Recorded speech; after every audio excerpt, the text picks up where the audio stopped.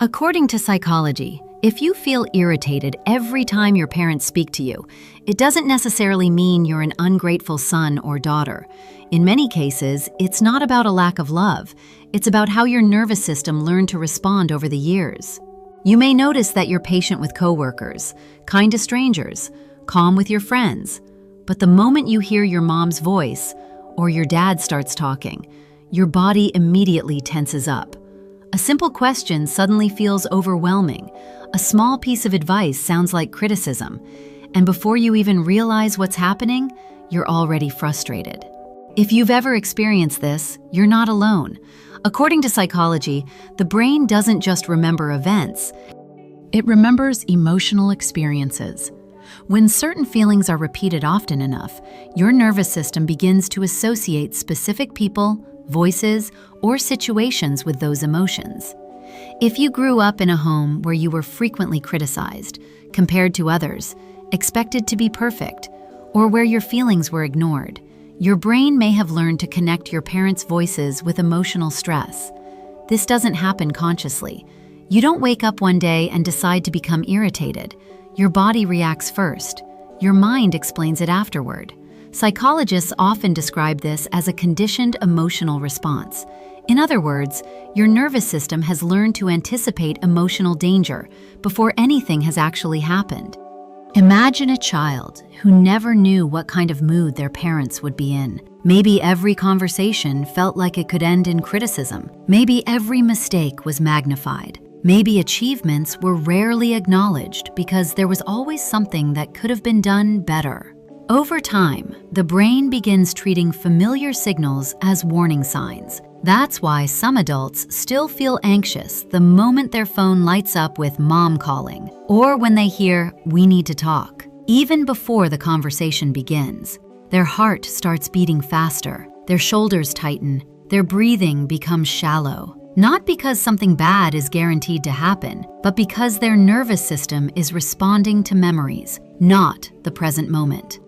This reaction isn't just emotional, it's physical. Your brain activates its stress response, your muscles tense, your attention narrows, your body prepares to protect itself. Sometimes that protection looks like shutting down, sometimes it looks like becoming defensive, and sometimes it comes out as anger. Many people feel guilty because of this.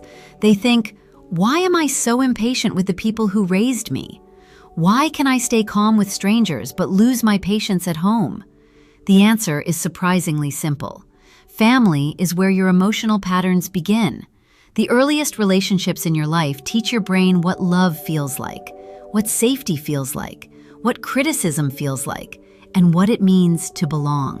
If love was often mixed with pressure, if affection came with control, if every conversation left you feeling like you weren't good enough, your nervous system may have learned to confuse love with stress. That doesn't mean your parents intended to hurt you. Many parents simply repeated the parenting style they experienced themselves. They may have believed they were protecting you, preparing you for the real world, or encouraging you to succeed. But good intentions don't always prevent emotional wounds, and the nervous system responds to experiences, not intentions. This is why some adults slowly begin avoiding family gatherings. They keep phone calls short. They answer texts with only a few words. Or they leave family visits feeling emotionally exhausted without fully understanding why. It's not always because they don't care. Sometimes they're simply trying to protect their mental and emotional well-being. Because constantly feeling judged, even in subtle ways, can drain an incredible amount of emotional energy.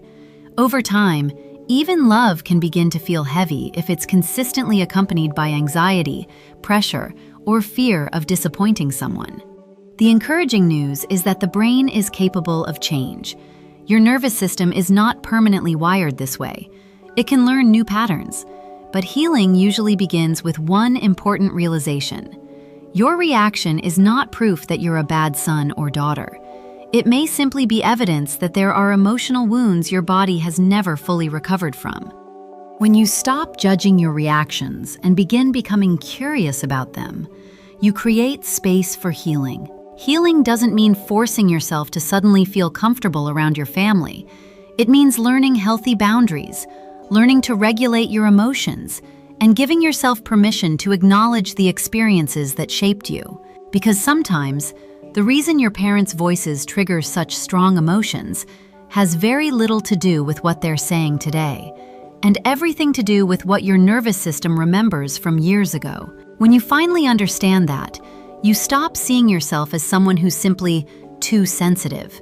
Instead, you begin seeing a part of yourself that has been carrying emotional pain for far too long. And that part of you deserves compassion, understanding, and the chance to finally heal. If you enjoyed this video and want to see more, don't forget to like, follow, and share it with your 3 closest friends.